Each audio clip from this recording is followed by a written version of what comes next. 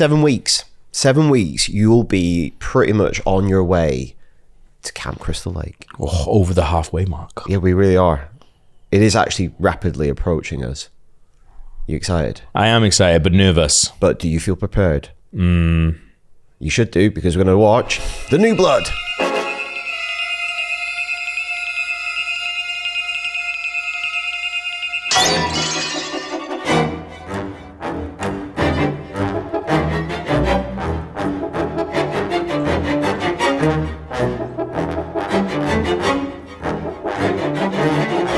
All right, what's going on? So I did write an elaborate plot summary for this, but basically it's Jason versus Carrie. But we're back to the bad times. We were in the good times. But it is Jason versus Carrie. I just at the end of the last episode, I was excited. I was excited. We were there. We were at the Apex Voorhees. Yeah. And I was like, the only way is across or up, hopefully. And it takes a swing, don't get me wrong. I feel like this is like, yeah, it's a big swing to suddenly, I know we've basically gone very much into the supernatural realm. Yeah. But basically to do telekinesis. Yeah. And also precognition. Yeah. Yeah. She also has that ability. I do feel like there's a better film in here than maybe we get, because we'll talk about this more with kills, but I think this got like, absolutely savaged in the edit by the censors, because like, everything just feels like half done. But yeah, I think at the same, definitely, I do definitely agree with that, and we will talk about the kills obviously, but also at the same time, when she moves that matchbook, I was like, fuck off, man. I was out. I was just like, so, I don't know. I think the big feel bad. I think my big takeaway after watching this is, and then I looked into the director. It's directed by a guy called John Carl Buechler. And you know what else he did? Well, he's like effects, isn't He's it? an effects man. Yeah. He's a special effects man, and you can tell it from this movie. Yeah. There's a load of effects. The way that Jason is, all the telekinesis. Yeah. The stunts and the set pieces are big. It even ends with a massive explosion. Yeah. I think that's the thing, isn't it? Like, him being that, it's like, it's good sauce, but it will be good sauce like with a better director. Do you know what I mean? Yeah, like but I think maybe it's unfair, because like I think all the effects they did on the kills you just don't get to see, which is wild, which makes it a weirdly neutered film. And like, don't get me wrong, it's a bit plodding and boring as well, I think. But not having those like crescendos of effects. If you bring on the effects guy who like works on Reanimator, exactly, Ghoulies, show me the stuff. Because there's obviously a reason that they brought him on. And I think you get that most in the final reel when it's just seeing Jason. Because that's the thing, is like, the thing that I was generally thinking about this though is like, you know, like sometimes we think about these movies, we're like, oh, when they have someone on board, you go, oh, you don't like these films for the same reason that I do. You think, or you regard these films in a different way than I do. Whereas this guy, I generally feel like, I think like having that, while I don't think it's a good voiceover, I think having the actor who played Crazy Ralph doing the voiceover at the beginning, it kind of like tying back to it and going, oh, there's definitely a care here. There's like, the director obviously cares about the film. I think similar to the last director, they have tried to do something with it. You know, this is the first time that we've had a time jump. So 2 years in sort of real world production time. So in 1987, Friday the 13th did have a year off. I think that's when the TV series started. But it had a year away from cinemas. So they've had 2 years to develop this movie. And it is coming back with a thing. And, you know, doing, you know, Tina as a young girl at the beginning. It is trying to do something new. I just don't know how successful that new thing ends up being. No, and that's the thing is like, I really thought that we had set up the Jason really well in the last film to be like, you can just bring people to this camp now and think about an interesting way of setting him free. He'll go bonkers and then he'll kill everyone, and then that'll be it. Do you know what I mean? And I'm kind of happy with it being that, like, because seeing how people develop that. Whereas I don't know, telekinesis, I was just instantly not into it. I was just like, I just wouldn't. I think it's not what I want from these films. I think it just raises. Well, I'm just trying to think, why would you do it? And I think the reason to do it is maybe similar to Tommy Jarvis, is giving Jason a foe. Yeah. And I think around this time is when people started to speculate for the first time about Freddy versus Jason. Yeah. And there being a meaningful collision and him meeting his match. And because of legal stuff, obviously that doesn't happen for years. Well, that's what I've read, that this was going to be that they were going to come together. So you have got someone that has like a way of controlling Jason using their mind, or a way of like combating him that isn't physically. Yeah. And it is, I think they're pretty brazen that this is essentially Carrie. Yeah. It's she comes from an abusive background. Yeah. Childhood trauma. Also, as well, I guess, like with the special effects guy on, he can go, oh, I can do something different here because effects are going to come easier to me to direct and like come up with, and I do kind of like that. That whole final reel, is so like set piecey and practical effects driven. Yeah. When the house falls on him, like when the front of the house falls on him. I love when that happens. You go, yeah, he's dead. Yeah. Oh my god. I feel like I'd survive that. We dealt with him. No, you haven't. To be fair, I thought the effect, I only said about the match, but the way that the pearl necklace just like disintegrates. Yeah, that's kind of cool. That actually looks quite good. Thing is, I think they look decent. I think it was more just like, I just don't want telekinesis. I mean, personally, I want it, but I mean, like in a film, I just don't find that interesting to go up against Jason, because I much prefer regular people going up against him, because that's scary. I know what you mean, but what do you think it makes her less vulnerable?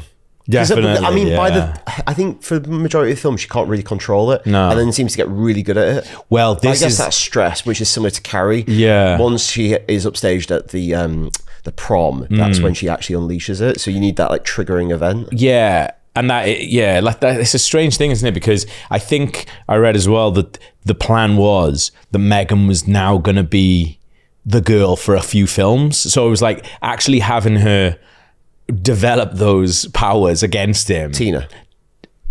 Oh, sorry. Yeah. It's Tina. Is it Tina? No, Megan's the last one.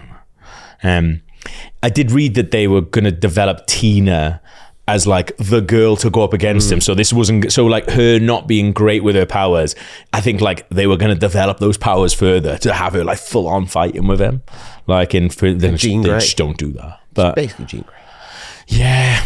I know you were saying, but also, this is even though this is a continuation, it's very confusing still, because it's now Crystal Lake again. Yeah. They've gone back. Yeah. Well, yeah, because I guess like that's the things, like, are you allowed to just pick and choose? Do the studios just go, what do you want to make?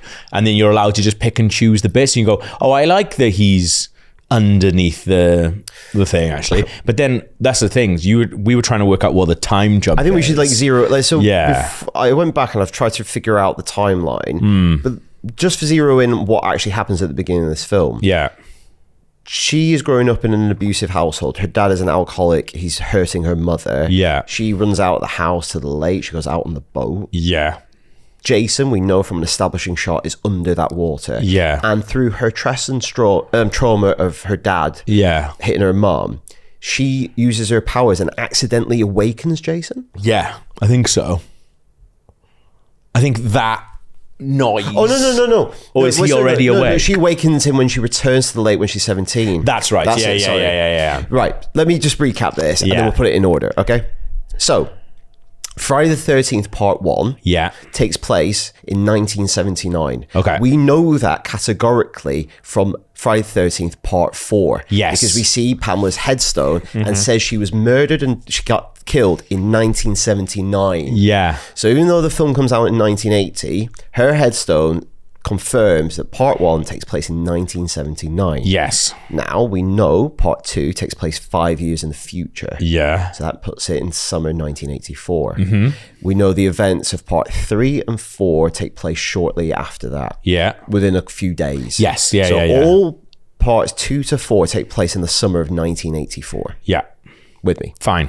At the end of part 4, obviously Tommy Jarvis murders Jason. He chops him up with a machete. Now, in part 5, there's a time jump. Tommy Jarvis is 17. So that puts that movie in 1989. Yeah. Okay? Yeah. Now, this is the fiddly bit. Yeah. Okay? So in part 6, okay, Jason Lives. Yeah. That ignores the events of part 5. Correct. But has time still passed? Well, I think... Tommy is 17. Yeah. He's grown up. But is this 1 year later, or are we acting like the events of part 5 never happened? I think, act like part 5 never happened. So wherever the time jump is between 4 and 5, that's what we are taking carried over into number 6. So whatever the time jump is between 4 and 5 is what we're saying is the jump between 4 and 6. So you would say it's still 1989? Yeah. Not a year has passed and it's now 1990. It depends on how we want to look at it, isn't it? Well, I've got some more evidence. Okay. So, in part 7, New Blood, film we've just watched, at the beginning, we see little Tina standing next to a massive calendar that says Friday the 13th, October. Yeah. Now, I went back through historical records, and there is a Friday the 13th in October in 1989. 1989. Okay, cool. So that disregards the events of part 5.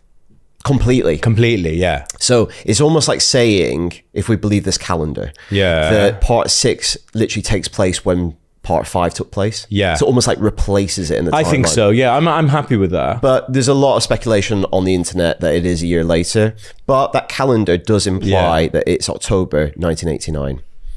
Okay? I like that, yeah. So that's the prologue. Thing is, though, that's the thing. I'm absolutely fine with it being, like... We're making up our own thing here. Like, we can't go on just what the internet says just because some guy said it. We're working it out ourselves. Hey, I'm some guy on the internet. Exactly, yeah. So, in the beginning of that film, in the prologue, Tina is 10. Yeah. The rest of the film, New Blood, takes place when she's 17. Yeah. That means it's 1996. What? Yeah, because... It has to be, She grows up. Because... At the beginning of part 7, Jason is in that lake. Yeah. There's an establishing shot. So part 7 has to take place after 6. It's not 1997. Though, also, like at the end of part 6, it was like, who lives in this house? Should we bury Jason right next to it? Yeah. You're not, for 1990, it doesn't look like, I don't know what they thought 1997 was going to look like, but... 1996. 1996.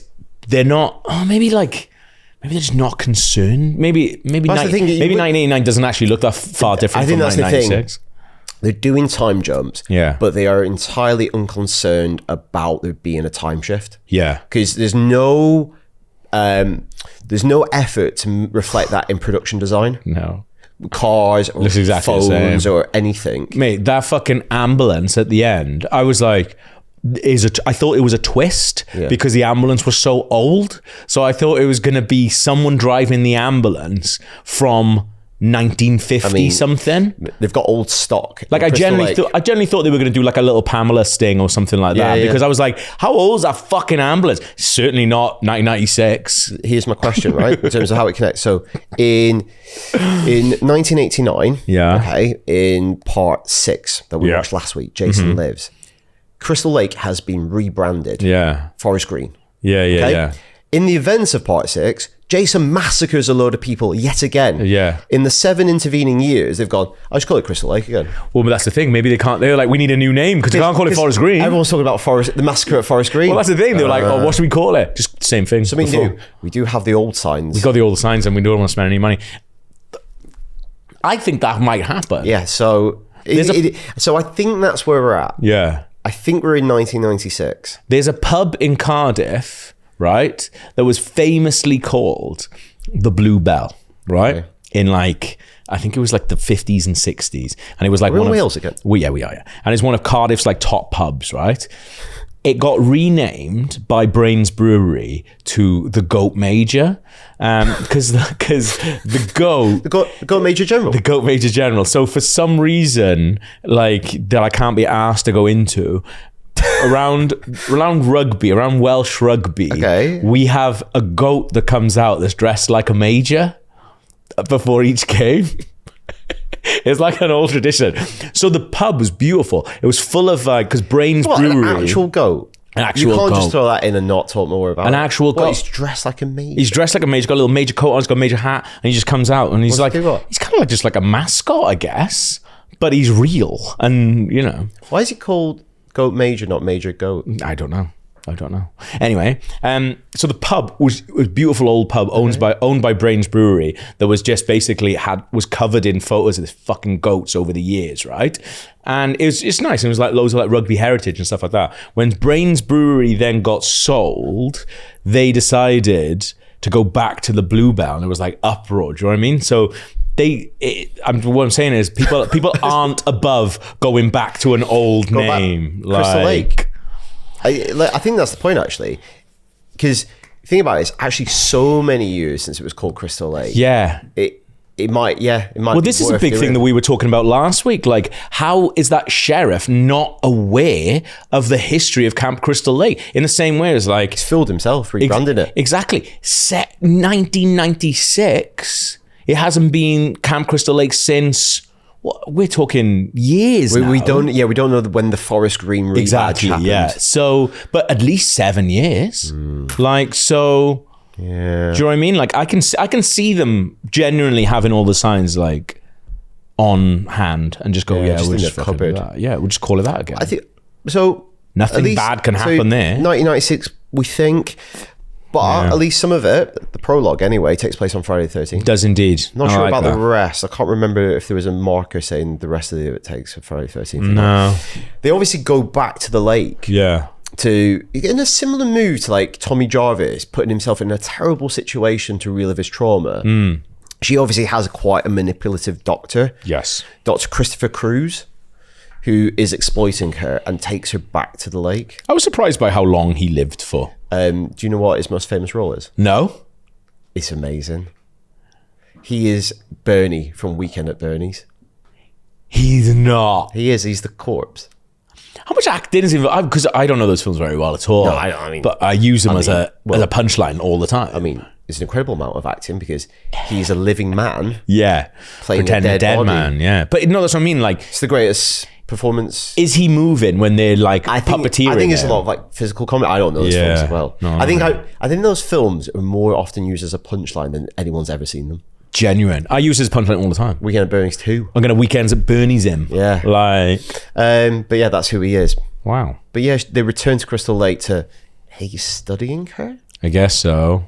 But then he's a really horrible character. I guess he identifies early on in their treatment, if you want to call it that it's going to be like weirdly stress that's going to make her use these powers. He's like really shouting at her. Yeah, and he's obviously quite a horrible, treacherous character. Yeah. It's one of the few times where I feel like we've got another villain. Yeah. To rival Jason. Also, I would be like, I don't know if you're funny to that man. You need to start stepping in a little bit. Like, this kid. Yeah. Also, it was quite weird that he's just like moved in and taken over bits of their house. Yeah. It's like, I'll probably have this as my office. Also, I know, like, obviously losing your parent is a traumatic event and stuff like that. He's made a meal out of that, isn't he? Like, also, like, we're going to have to go back to... No, we're not doing that. And if we are, those kids can't be there. It is actually quite fucked up when you think about it. It's like, I know like he's an abusive parent. Tina kills her dad. Yeah. Not maybe willingly or knowingly, but she is responsible for his death. I think that is almost like a sign of the times as well. It's like her mom almost has like she's like, oh, I really miss him. Oh, yeah, I do too. God. He's fucking beating you up. It's weird. I know it's very brief at the beginning. It doesn't fully register how bad that is. No. I think that's a lot of media at the time. Yeah, absolutely. Yeah. Well, we've talked about it loads, like, you know, like EastEnders and stuff like that, like Dirty Den and whatever. And what was her name? I can't remember. But like, Angie, their fights on primetime TV in the UK were like legendary. It's like Jim McDonald in Coronation Street as well. And played as like... Not laugh, but played as like a bad thing, but played as in something you could apologize for the next morning and be fine. So I think like that's it. Also, he comes out and he seems like quite a gentle man. Yeah, it's really strange. I mean, we'll get onto the ending later, which makes that ending more problematic. Yeah. But should we talk about the main villain? Yes, please. Yeah. Like, this is the thing. I'm kind of torn because the guy there's a reason to bring on that director. He does weird, he does creature effects, and he brings him on. And I'm kind of torn because I really liked. I love the idea of like his clothes being all wrecked. Because he's been down there for 10 odd years. Exactly. Or 7 years. I love the spine. I generally love that. Like his skin like coming away. When he takes that mask, I was like, oh, he's just a full on monster now, is he? I think that's the thing, isn't it? So in the prior film, we were saying he's like superpower, a little bit like Frankenstein, because he's the living dead in the last film. Yeah. And he's really imposing. Yeah. In this one, he is that as well. But like you say, once you take that off, I think he looks quite cute. In a weird way. He almost looks like a pug. Nah, you're right, actually. I think, like, it almost feels like Jim Henson-y, where it would be like one of the, like an ugly, like, Hoggle. It's quite... like in Labyrinth. Yeah. No, it is. It's like, he does look like a little French bulldog. No, that's a good shout. And... because when she's, like, crushing his head with the mask, and you see, like...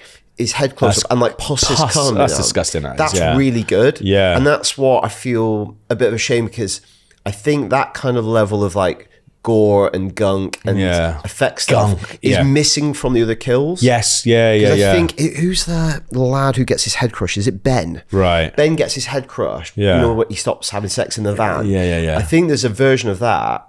Where his eyes pop out or something. I think they filled like a thing with cottage cheese and blood, and it's just like, it would look amazing, but the sense is like, you're joking. Yeah. So like, I know we'll talk about the kids in a bit, but like, it does feel like... I think they allowed the Jason stuff because it's so clearly a monster. Okay, right. Yeah. So, yeah, and that's the thing. I read, like, when they were designing, they using the same, like, mold for the mask, but they made it a lot smaller so they would allow you to see more of his face. Yeah, because its bits are broken off so you can see his teeth. Yeah, that's cool. But then when it pops off, like you say, it's not funny, but like Jim Henson's a really good comparison. Yeah. Like, that could easily be in Labyrinth. Well, that's the thing, is he used to make hideous things that you would love. Like, Ludo's not the most hideous thing in Labyrinth, but you do kind of fall, like, Hoggle's meant to be this sort of ugly little goblin guy that you fall in love with. Do you know what I mean? Like, my Barbie's got a Brussels Griffon called Ludo. And it looks like that. Like, it looks like that. It's quite cute in a weird way. It's weird, isn't it? Like, I sort of, because we've got to Kane Hodder now. This is Kane Hodder's first film. Yeah, that's definitely worth saying. Like, that's the guy who goes on to play Jason more than any other person. Yeah, so he's big old stuntman. 3 films in the video. He's also the video game. Is he? Like, he's all the mocap for that. Oh, right. Okay. He's also the mocap for then that same studio made the Leatherface. The Texas Chainsaw Massacre game. He's the mocap for that as well. That's kind of cool to say you've played Leatherface and Jason. So I think like that's the thing. I think. Like, he's good. Like, I do like the way he turns and stuff. Massive. And he's just massive. I think this is a really interesting thing. I didn't know this about Kane Hodder. I did a little bit of reading. He's obviously just like a seasoned stunt guy. Yeah. He's got really bad burns. For the stunt that went wrong. Yeah. And then at the end of this film, he does it again. You know, like, fair play to the bloke for doing that. Did you see how he got the burns? How he got the burns? How? So apparently he was just being interviewed, right, for like TV or a feature. It doesn't say, I didn't see where, but he's been interviewed for his feature, and they're like, oh, can you do a stunt for us? And he's like, wants to show off a little bit, does a fire stunt, it goes wrong, he ends up badly burnt. Imagine that. I'd be fuming. Imagine that happening to you and then doing it again. And doing it again. No fear, man. Because this is incredibly inappropriate, but apparently he was like massively in the run-in to play Freddy because of the burns. And then it just went to Robert Englund. So I think it's like a thing that they joke about at conventions and stuff like that, because they're really good mates, obviously. They've obviously done it a lot. Could have played that as well? Yeah, exactly. I'd do all of them. I'll do them all, yeah. He could do them all. That's the thing. Yeah. And I think, that's our comparison, because we talked a lot about Halloween films. Yeah. You don't see Michael without his mask. No. Whereas this, they kind of like... They want you to. Yeah, because... Prior to this is by far the most you ever see Jason without his mask. Yeah. Like, it's the whole finale, the final reel of the movie is Jason unmasked. Yeah. Now, that's always in the first few films. Obviously, you see Jason coming out of the lake in 1. Yeah. 2, it's like the punchline and the coda. 3, you get a bit of it. And then 4, you get a bit more because you have that mate, because they want to show him dying. Yeah. Oh, but then it's wild, they kind of largely hide it in the last one. Yeah. You just see his eyes. They kind of use that. Thing is, like, when we're talking about like motivation of a man or motivation of Jason, say he's not a man anymore, but like, what's the motivation of that? Like, to keep wearing the mask? I can't see. Well, previously, you would have thought the bag and the mask, is he ashamed of how he looks? Yeah. That's what I've always thought, is he doesn't want to see it. But then... Now he's a zombie, though. But also at the end of 3, he like unmasks himself. Yeah, it's a joke. Is it Chrissy? Because he's like, it was me. It was me. So, or he knows that his appearance is ghastly. Yeah. To like, people will find it like scary. So he uses it as a tool. Yeah, I think so. I'm kind of into that, but in my head, I'm reaching. In my head, he's a zombie now. So in my head, he is a zombie. So in my head, he's zombie, and you know, like in like the sort of Romero dads, where they're like, you see people. Zombies things going about their own thing. So my thinking now is zombie Jason. All he knows is killing at Camp Crystal Lake, which means why the fuck is he still putting his mask on? Again, he doesn't have any feelings. It's what I used to do. Yeah. Like, this is what I did when I was sort of alive. That's the most fun thing about doing this podcast is we are definitely having conversations that were never had in the making of these movies. And I don't think will ever be had, which is interesting, to be fair. Wherever he goes now, like, no, I mean, like, maybe Brian Fuller was having those conversations when he's sitting down to the TV show, to be fair. Like, I trust that he would have been thinking about it a little bit more. Absolutely. But people are, at least there's a thought gone into the design. Yeah. They've made, even though he's undead, like, his body seems to have rotted. Yes. Like, bits of him have fallen away. It's wicked, yeah. Which is kind of cool. Yeah. That's cool. I like that. But also, I mean, like, we were questioning whether or not having him down the bottom of a lake for a bit. We said this in the last episode. Would actually stop him. We've done a good job, haven't we? Yeah, and so we need to... So it has stopped him for 7 odd years. Yeah. Also, I hate the idea that they've lived in that house and he's just been in there. Well, that's the thing, because that's what I was trying to work out. Did they move away immediately? Yeah, because that's what I meant to say, actually, was where he is, right? Are we saying that where their house is where that camp was? It's not another part and he just has drifted. Like, he's not going to drift, is he? He's way down. That's the whole one of the reasons he's kept there. Because it's really unclear at the end of 6. Because obviously he's just being kept in place. Yeah. Tommy through his little occultism, which we're learning about. Yeah. It's almost like that ritual's keeping him there. But we also see it's the motor on the speedboat that kind of like kills him again.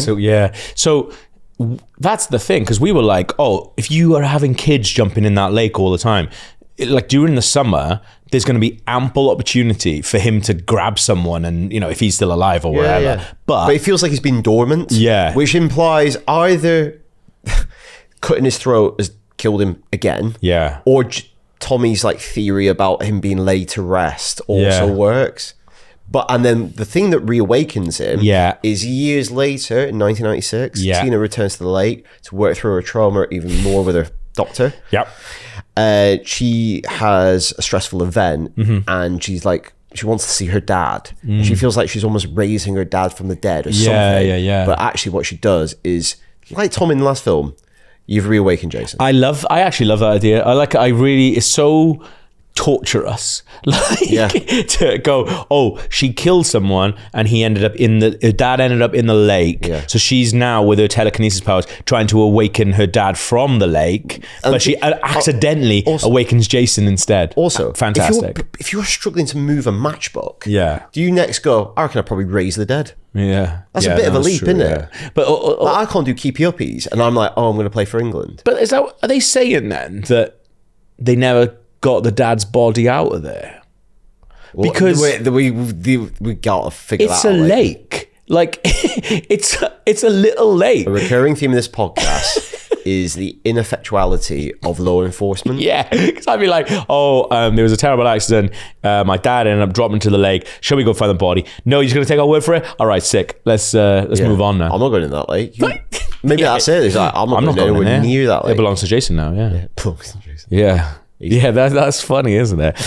The thing I did like about Kane Hodder's performance, as massive as because he is genuinely massive, and because I think he's built as well more than previous Jasons. Like a wrestler. Oh, he looks like a wrestler. Yeah, like he moves a lot slower, and because of that, things that he does feel more determined. Yeah, and like a lot more sort of pronounced. But then I think, has he had the note like, this guy's a zombie, by the way. Yeah. So he's maybe going a bit slower with it. And like, we definitely see a lot less spins than we did in the last one. I did love the spins. He does the thing where like he turns his head first and then his body. Yeah. He does that a few times. Yeah, he does, yeah. Like that's what the shot is like with his teeth and stuff. Because you see that first and then the rest of it moves.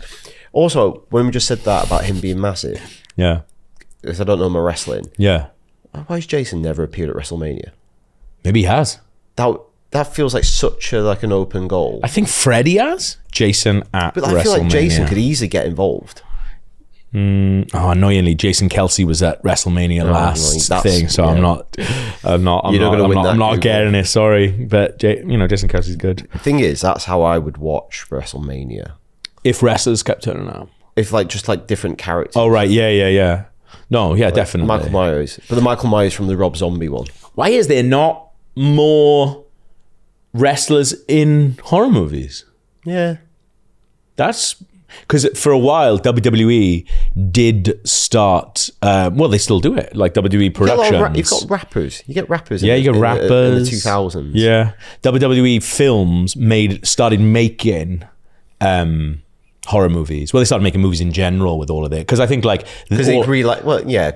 a lot of wrestlers have gone on tag. Yeah, because I think they realized that a lot of their stars were getting courted by Hollywood because they just have these huge, they're these huge names all across America, and then they were just like, yeah, we'll fucking have Hulk Hogan to be in this kid's film, actually. Yeah. But I think WWE realized the behemoth that they are. They were like, well, no, if they're going away, if they're taking time off away from us, we need to make money on it. So they started making their own. So I think it would be a really interesting thing to look at, what's the most out of all WWE things, what's the most successful. But Kane, who is the Undertaker's brother, did star in a few movies called See No Evil, I think it was called, and he's got Unmasked and stuff like that. Kane could easily be a slasher. Definitely, yeah. Well, that whole storyline is very Friday the 13th-y. Because he's dead, isn't he? Yeah, because Undertaker and Kane, that storyline is a horror movie. How much you know about the Brothers of Destruction? Let's just say hypothetically, I know nothing. I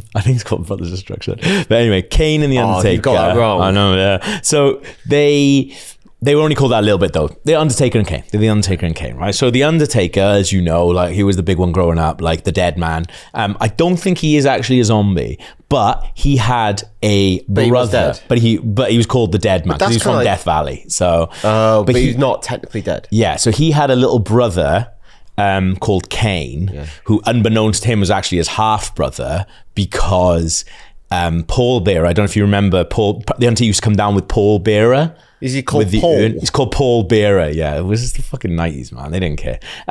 So they didn't, they're still pretty on the nose now. But anyway, so he used to come down with them. Unbeknownst to the Undertaker, Paul Bearer is actually Kane's father. He had an affair with the Undertaker's mom. What's his mum called? I don't remember. Or maybe you don't even know. Formaldehyde. I don't remember. Yeah, exactly. Formaldehyde. Well, they did used to run a funeral home. Yeah, yeah, but makes sense. So the Kane and the Undertaker lived in a funeral home with their mom. Paul Bearer has an affair with Undertaker's mom, becomes Kane's father. So the Undertaker and Kane are half brothers, right? Mm-hmm. Kane, when they're younger, starts getting obsessed with fire, and one day, Undertaker comes home and sees that the funeral home has been burned to the ground with Kane and all his family inside. So Undertaker thinks that Kane has perished in the fire, right? Right.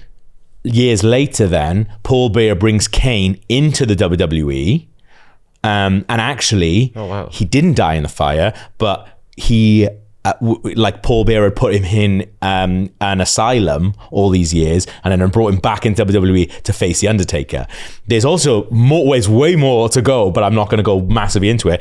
Turns out later on, Undertaker set the fire, not Kane. So Kane thinks he's killed his mom and set the fire that burned himself. But it was the Undertaker who did it because he recognized that Kane was the weaker of the siblings and didn't want to be held back by him. Right, I've got a question. This is basically a horror movie. Why are they fucking about with the Iron Claw and stuff like that? Is there not another one? Yeah, make that into a film. Make that into a film. Question.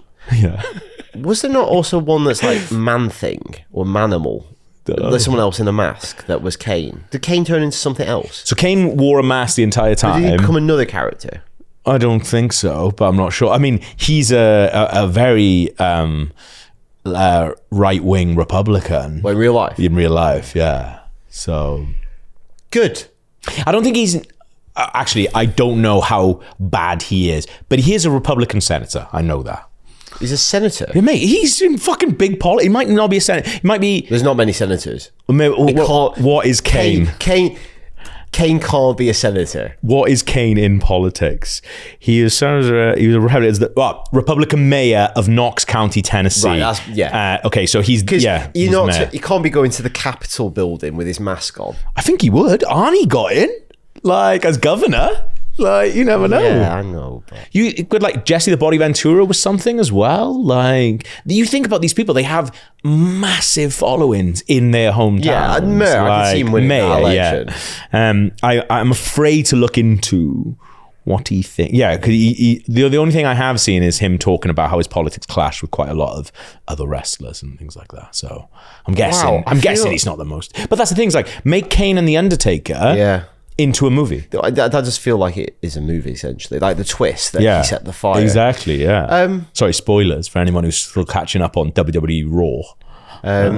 How do we get back to this? Well, so fire. Is Jason supernatural in this? I mean, that's the thing. We're gone now, aren't we? I mean, like... Other people are supernatural.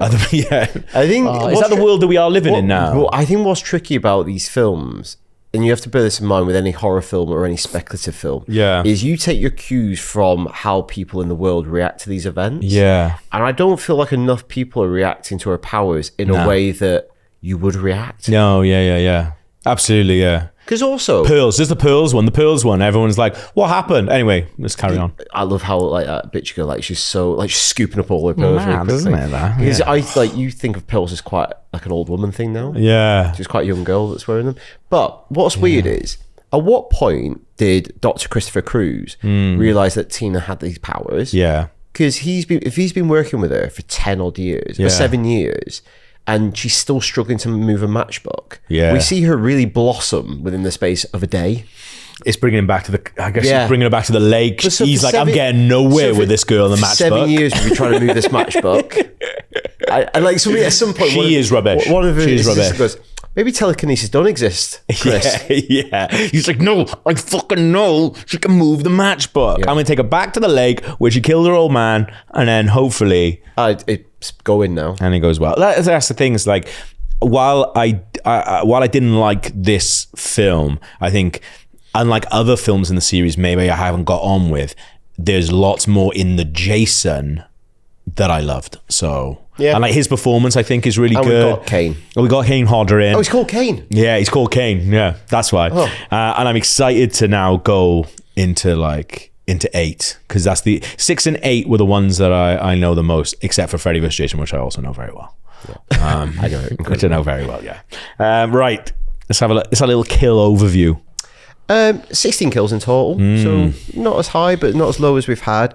But we've got some really interesting ones involving a sleeping bag bludgeoning and a weed whacker. Yeah. Do you know what's called a weed whacker? Is that what it's called? Yeah. It's called a weed big whacker. Thing, yeah. But even when I'm describing those, because what we've already touched upon, this film feels a little bit like clipped, a little bit neutered. So when he gets that weed whacker out, you're like, here we bloody go. Yeah. And then it's kind of disappointing because you want to see Dr. Cruz really killed in quite a horrible way. Is she nothing? No, because he's literally just used Tina's mum as a shield. It's really interesting, right? Because I wrote down, like in my notes, I was like, this is some of the most boring kills of all of the series that I think I've ever seen, to the point where I was like, something's happened. I think because I did like a final scrub through the film this morning. Everyone just pulls away. The bit where he like slices them in the head. Yeah. They all just hit and it's gone. Yeah. And not only that, I feel like, sometimes we've had like off-screen kills where we've had a cut and then you actually see the aftermath of it, and the aftermath is really gruesome. You're like, okay, well, there's no way that you can deliver on that in the moment, in a movement. But the aftermath is pretty gruesome. Even the aftermath, I'm like... It's like what I was saying, like Ben's head apparently got properly squished and goo and stuff. Cheese coming out. The body and the sleeping bag. apparently they filled that with 20 litres of blood. Oh my God. Kane was just smashing it against that tree for like a minute. Really? Yeah. Because I thought that with that, I was like, this is going to be amazing. And then he does it once and he's like, that's probably done. And she falls out of it. I think they just went to town. I think all this stuff they went to town. There are some funny ones like Party horn when it makes a noise. That's my favorite kill. I thought it was great. But again, you're not on it enough to register as a really silly joke. It's a really interesting one, isn't it? Because what was going on during that time? Because I feel like they've got away with so much worse in the past. I think just the context of it. I think the series, obviously this is told from people who were in it. They felt like they always got a bum rap from the censors. Oh, really? But also in the context of like, I know this was more in the UK, but video nasties, but a lot of horror films coming out that maybe there was an effort on behalf of censors to really clap down on this stuff. Well, yeah, this film feels like it really got it. This is the first time ever that there's a Friday the 13th, a Halloween, and a Nightmare on Elm Street out in the same year. Like, what is it? Is Freddy 4 Dream Master? Yeah, and Halloween 4 Return of Michael Myers. Buchler worked on both those films. Did he? Yeah, he definitely worked on Dream Master. Right, yeah. I think he did Halloween 4 as well. So he's involved in all three of those films. That's pretty cool. And then Child's Play comes out that year as well. So maybe genuinely, maybe this is the victim. Maybe like the censor board is like, we've got to start fucking reining this in a bit because they are going mental. The sleeping bag. Yeah, and they're like, oh well, it's fine, don't worry. Like at least it's, we're marking them up as adults and stuff like that. It's like then Child's Play comes out.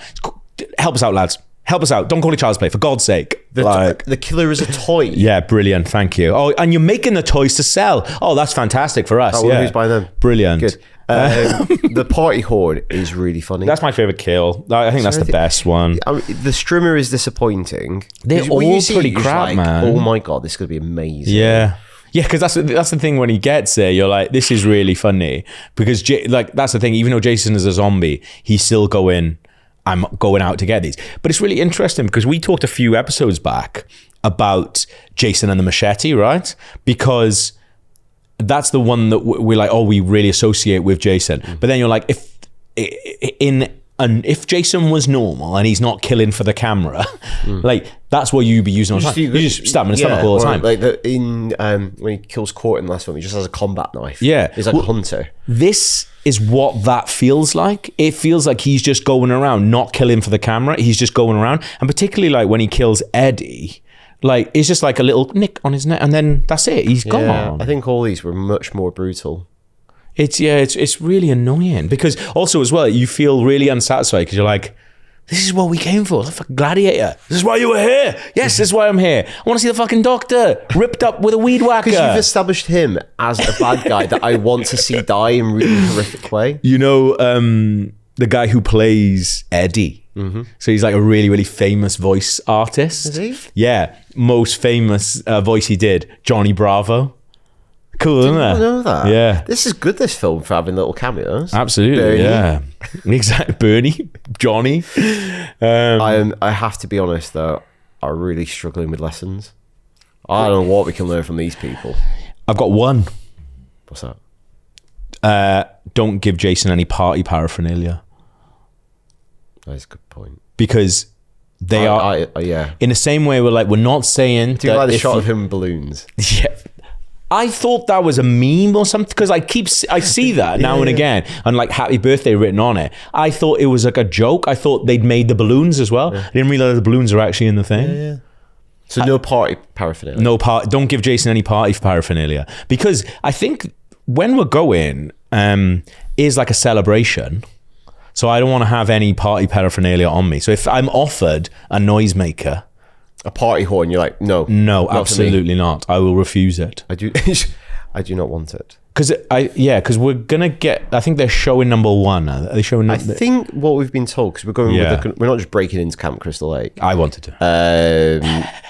Don't trespass on Jason's land. He's invited us there. That's true. I think we are doing activities. I think they're going to screen the first film. Okay, cool. But if there's any balloons, party hats, cake. I wouldn't screen the first one. What would you do? I screened 6. Yeah. I screened 6. Maybe they'll do more than one. Yeah, hopefully not. Or maybe they were like, everyone's voted and we're going to show Number 5. Right. No one wants like people contrary. It's actually worth revisiting. No, it's not. We've just done a series on these ones. It's not. It's not. The only other one I had, like for a long time, I've been tabling at this section of the podcast. Don't have sex. Yeah. But in this one, Ben dies because he stops having sex. Yeah. Because they're having sex in a van. Lots of sex happens in vehicles in this film. Yeah. He weirdly stops mid-sex act. Yeah. Sex act. And he goes looking for Michael. Yeah. And it's quite weird because he's with an attractive woman. Yeah. And he comes out of the van and he's like, Michael. Yeah. Michael. And he's really interested in Michael. Yeah. And do you know the theory or what this film has been called in the fan community? Friday the 13th. Oh. Because a lot of the cast are actually gay. Oh. And so our lead, like Nick, our love interest, is a gay man. Right. And people think Ben's a gay man because he kind of loses interest in her and he's more interested because he thinks Michael's around him. So in the community and the fan community, it's like celebrated as like a gay horror film, similar to Freddy's Revenge. That's really interesting. Yeah, it's quite cool. This is something I meant to ask you actually, because maybe I just missed it. Why would they row in? Why was that couple row in? Because at the beginning, when they're in the kitchen and he's like, make me my coffee, she's like pissed off with him. Yeah, I don't know why people. It's like Court in the last film when he just loses his temper when she says go check outside. I don't know. Why? But it's never resolved because the next time you kind of see them together, they're having sex. I don't know I didn't know what's going on. Because then I was like, when you just said that, it's like, maybe that's why. Maybe she's annoyed because he's actually more interested in shagging Michael than her. I think that's the case. Which is fantastic. And also, I think Tina and Nick, a lot of people think they don't have chemistry because he's gay. But also, apparently on set, I don't think they got on very well. Oh. They've obviously have to do lots of scenes together. Yeah, because I did read that and basically, like they famously didn't get on and then were booked at a convention and then got on. And then and now they're really good mates and like... He's like, I think he spoke at her daughter's birthday or something like that, or sang at her daughter's birthday. Don't go to a birthday. Yeah, no, exactly. Yeah. I think, famously they didn't go on. Then they're like, we'll chuck together at these conventions and then became like mates. I actually had a thought. I can't remember whether the events of the bulk of the film take place on Friday the 13th. I don't think they do. Yeah. The prologue does. But if it did, that's Jason's birthday. That's Jason's birthday. So those balloons. It would almost be like he's at his own birth, or he's never like, can I? Yeah, that's true. This is for me. Well, actually, that's additionally a good point. Yeah, because it's his birthday. That's good. And it might wind him up. Yeah. Or could it be a nice thing? Could it be a nice thing? I don't know, yeah. I think better not to risk it. Yeah, well, we know that someone has been killed for having a noisemaker. So maybe he's annoyed at all the birthdays that he missed, and that's why he's taking it out. So let's say, don't give Jason any party paraphernalia. Okay, right. That's a good point. That's a good one. So should we recap? Yeah, what we got? So what's the phrasing now? Don't have birthday paraphernalia? Yes. Or birthday party paraphernalia? Yeah. Don't have birthday party. Or party paraphernalia, to be fair. Birthday party is birthday party stuff. Yeah, yeah, correct. Okay, so don't play strip Monopoly or a strip variant of any game or pastime. Check. Don't skinny dip, which we know is good in this film. Absolutely, yeah. Because someone skinny dips and they die. We're not rude shopkeepers. Don't be rude to shopkeepers. Don't leave the bathroom door unlocked. Don't be annoying. Don't get lost. Don't have birthday party paraphernalia. Yeah. Solid. That's good stuff, man. What about our survivors? What can we learn from them? Nick and Tina. Other than being possibly the two most boring characters? Like, is that... It's quite a challenge to have Tina's backstory and skill set and not really have much going on. Oh, but also, Nick, I don't even know anything about Nick, other than he's just there. He's doing open university in his spare time. It's a really strange one because Nick is very normal. Yeah. And I like that, because I like that in horror movies when people aren't being assholes. He's just very bland. He's very bland and boring and normal. But I think you end up, when you chuck them both together, it's similar to... no, I guess like Megan and Tommy are a little bit different. There's a bit Megan more was like quite... Megan was quite feisty, actually, yeah. Whereas, these two... Yeah, that's what you mean. It does take quite some doing to make someone who is essentially Jean Grey boring. Yeah, and because that's the thing, Tina, like the journey she undergoes, I think this is what they be wanting to depict. It's like traumatic past, vulnerable, and then it ends with her like standing up for herself. And like the fight at the end, She's like throwing TVs at him. She's dousing him in gasoline. She's firing nails into his head. Yeah. Throwing a plant pot with your mate's head in it at him. It feels like, this is what I was thinking about, like in terms of, investment of effort, people taking down Jason in the past, feels like she has to do so much more to just like do what other people have achieved quite easily. He's a zombie though. I guess he is now a zombie and he's like charged with lightning. Yeah. Zombie, yeah, that's true. So maybe that's why. Maybe that's the thing. Escalating. Maybe genuinely they're like, in number 6, we gave him lightning strength and made him into a zombie. He can't just be stopped by normal people. We need an X-Man. But I don't remember in number 8 if there's more X-Men in it. I don't know. I hope so. But like, I mean, generally, like, what can we learn? Yeah.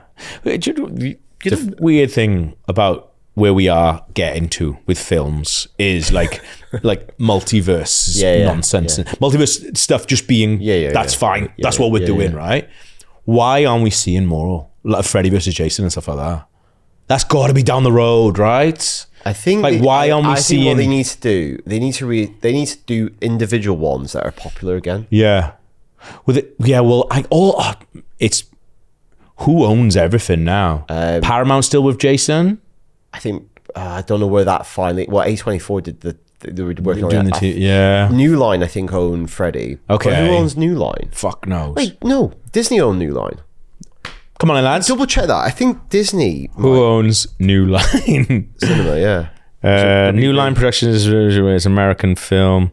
No, so New Line parent organization is Warner. Right. So who owns Warner? Warner's Warner. Warner's yeah. But Warner then also, who owns Michael at the minute? Universal.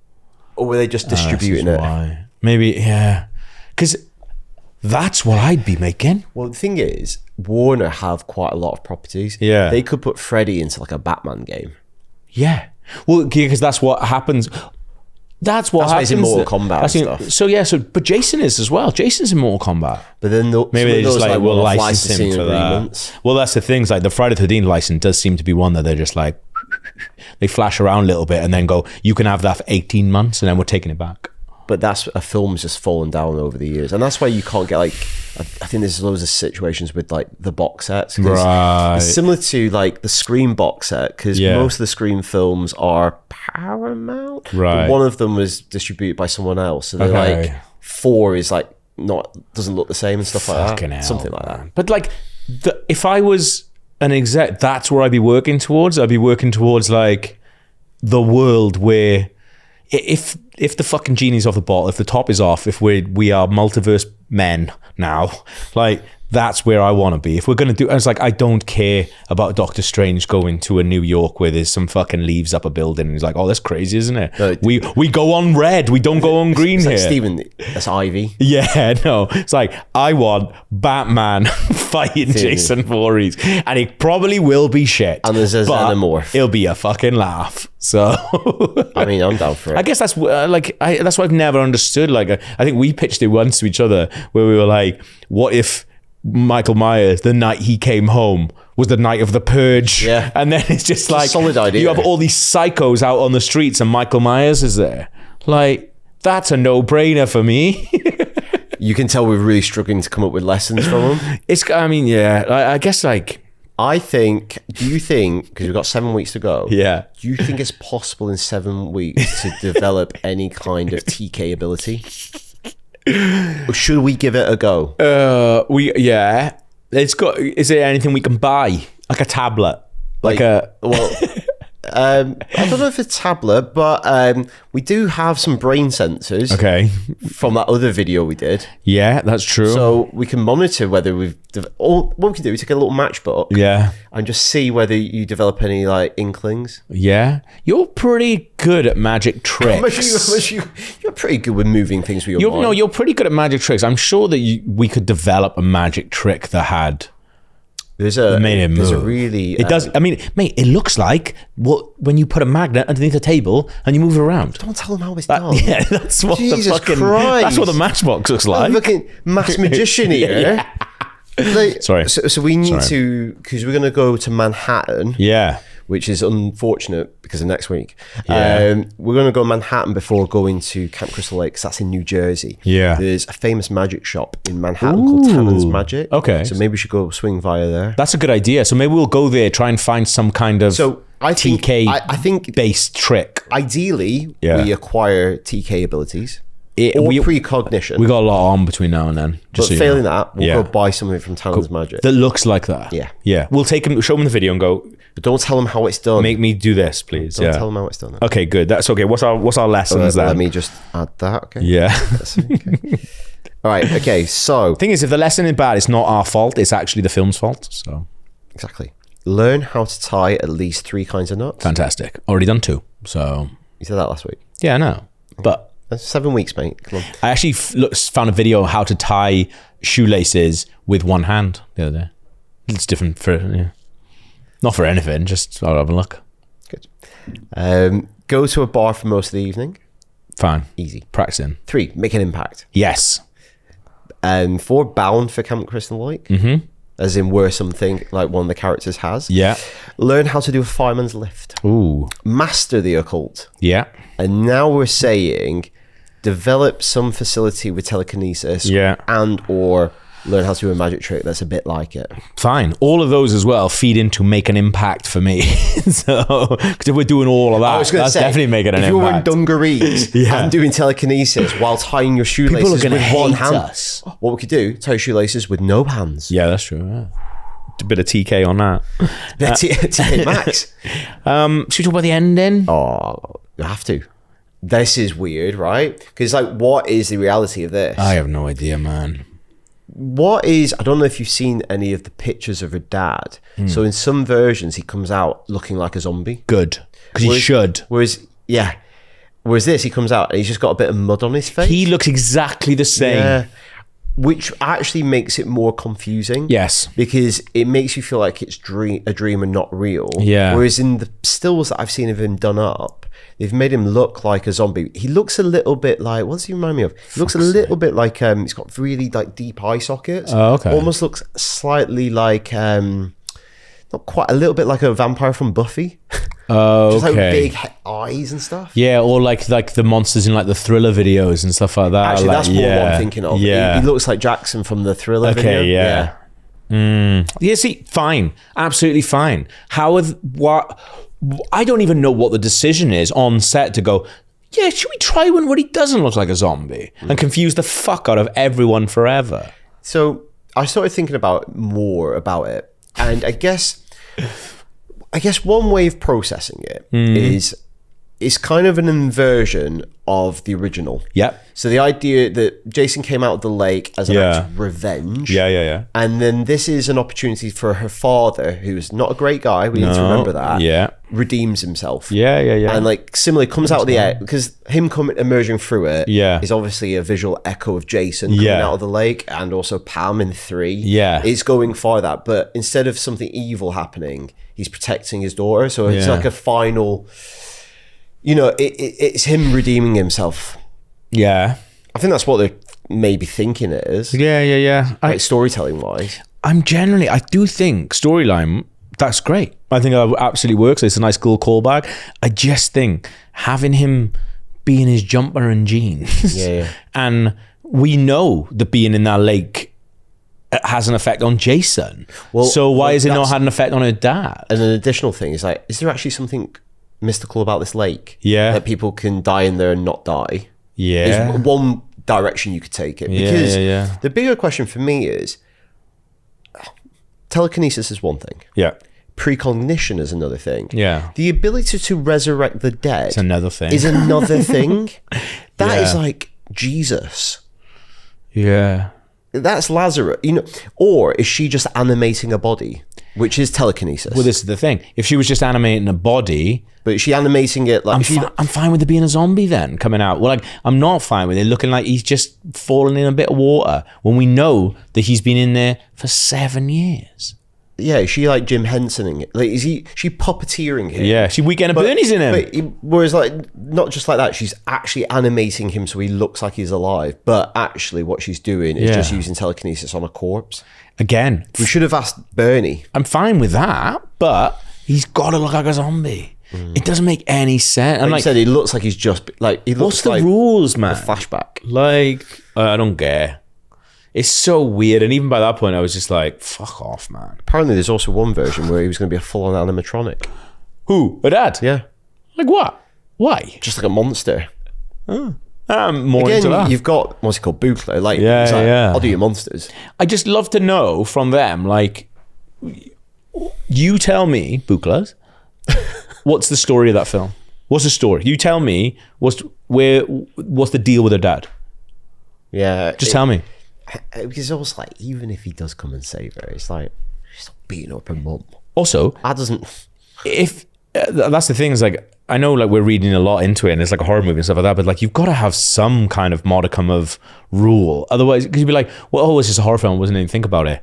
It's your job to think about it. Yeah. Like... you want it to feel satisfying. So I don't feel it like... It's just confusing. Because you would lay the pathway for it more if during her therapy with her doctor, you got more information on her dad. Yeah. Or if there was a scene where it actually would work better. Yeah. It really doesn't work that he was hitting her mum. No. So imagine in the prologue, he just drowns on that lake. Yeah. And it's really actually a very sweet ending that he comes back and saves his daughter across time. And emotionally, it would be like, oh, that's like, it makes more sense. Yeah. But I think the emotional dynamics are thrown off because anything you've ever seen is just horrible. It's a shitter, yeah. And then you find out no more about it, really. Yeah, I think that's again, like so we're saying, is like it's a sign of the times, isn't it? Where you're just like, you'd never have that now, mate, hopefully. But it's just the same as like LA Confidential and stuff like that. Like, you know, you're meant to be like, you are rooting for Russell Crowe and things like, you beat shit out of it. Like in the film, you're just like, what's this film then? And the same with this. You know what's a good like antidote to conversations like this? Yeah. Have you ever listened to the commentaries of when we were big into DVD commentaries of Wes Craven? No. He's an immensely thoughtful man. Right. Like an incredibly thoughtful man about everything in his films. Yeah. He's worth listening to because you just got, he's thought about everything. Yeah. And it shows like in the movie, do you know what I mean? But also as well, the thing that I really do have a problem with here as well is when something else must be cut from that ending because they drive her away and it's like, oh, where's Jason? Oh, we took care of him. Did you? Like, because are we meant to think that her dad is stronger than Jason? Oh yeah, so that's what we're thinking. So that before Jason was tied down with a big rock and chains, whereas now is her dad just holding on to Jason forever? It's on his back. What? Because otherwise he's free. He fights off her dad. Or he's back in the lake, so the lake binds him. Chills him out. I don't know, Gav. I don't know. Isn't it mad that we don't know the rules for that, though? Like, it's not like, oh, yeah, we have to get him back. Well, again, we talked about it last week. Get back we talked about it today. Yeah. It's unclear at the end of the last film because just the act of submerging him in that lake, according to Tommy, should have done it. Yeah. But it's actually not. It's the blade. It's the rock. And the boat. Blade. Yeah. No, that's the thing. It's like putting him back to I actually don't know what. Is it just a big rock that's holding him down? Yeah. Anyway, do you think you would have survived the events of A New Blood? I don't think I would have. No. You didn't want to. Because I don't want to, but I'd have been like, just take me now, Lord. No, I don't think I would have. I think I would have got maybe too. I feel like I would have got too into the telekinesis thing and been hit by a plant pot or something like that, you know, just like caught in the crossfire. That bit is really funny. It's very funny. When the sofa just goes. Yeah. I love the bit when she barricades him in the kitchen. Yeah. And then on his side moves the table in front of the door. It's like, you can just move that. Yeah. Barricading. What are the rules of barricading? I know, in this film. Anyway, I said earlier in this episode, in 7 weeks' time, we're going to Manhattan. Ooh. That's true. But we're also going to Manhattan next week in Jason Takes Manhattan. I'm excited for that. The boy, is he dead too? Ma'am, we didn't find any boy.